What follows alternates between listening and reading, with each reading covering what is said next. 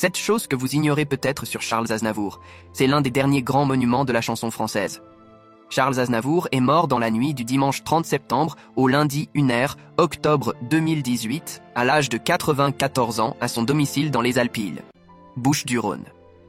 Au terme d'une carrière de plus de 70 ans, le chanteur né de parents arméniens à Paris a composé 1 millier de chansons, vendu plus de 100 millions de disques et tourné une 60aine de films.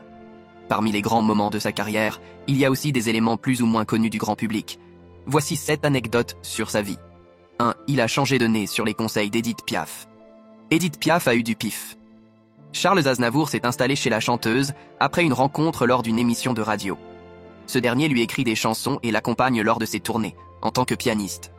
Son nez, trop gros, est selon la chanteuse un handicap pour sa carrière. « Tu peux pas rester avec un tarin pareil », lui répète la môme.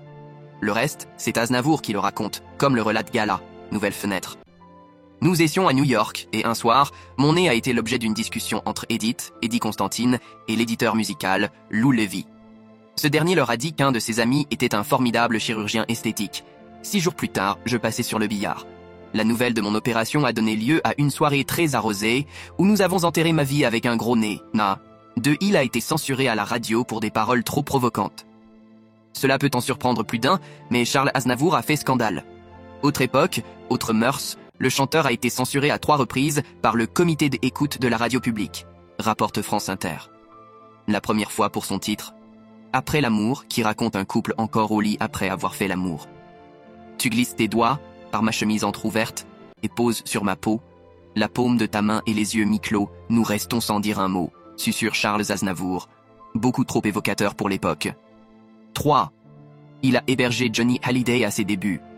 Au début des années 1960, Johnny Hallyday trouve refuge chez Charles Aznavour.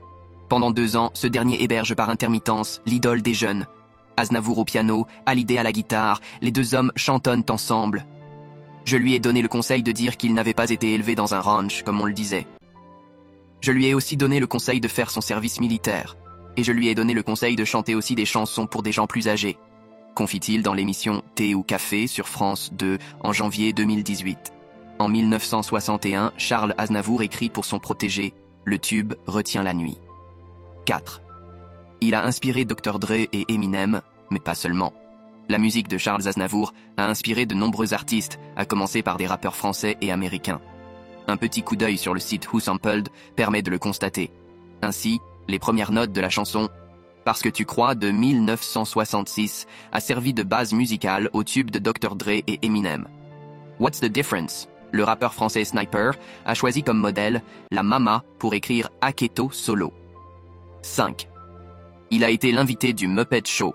En 1976, Charles Aznavour est l'invité du Muppet Show, la mythique émission américano-britannique animée par le désormais célèbre Kermit la Grenouille.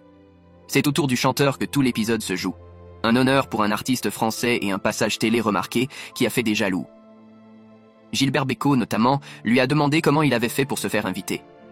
Je lui ai dit qu'on me l'avait juste demandé et il m'a répondu « Je suis jaloux », se souvient-il lors d'une interview accordée à l'AFP en 2017. Si s'il a chanté dans de nombreuses langues étrangères, Charles Aznavour fait partie de ces artistes français très connus à l'étranger. Aznavour a conquis l'étranger d'abord parce que c'était un bosseur, explique Aslek Bertrand Dical, auteur de Tout Aznavour. Dans les années 1950, il part ainsi à la conquête des États-Unis. Il répète des dizaines de fois ses introductions en anglais, se crée des complices dans les journalistes, écoute les hit parades, cherche à comprendre ce qu'aime ce public. Il se rend donc sur place sans faire de concert mais pour faire des dizaines d'interviews et pour passer dans des shows télévisés mineurs, afin d'apprendre à se comporter sur les plateaux TV américains, développe Bertrand Dical. Et cette méthode, il la répète au Japon, en Italie, en Espagne ou encore en Allemagne. Ici, il interprète La Bohème en allemand. 7.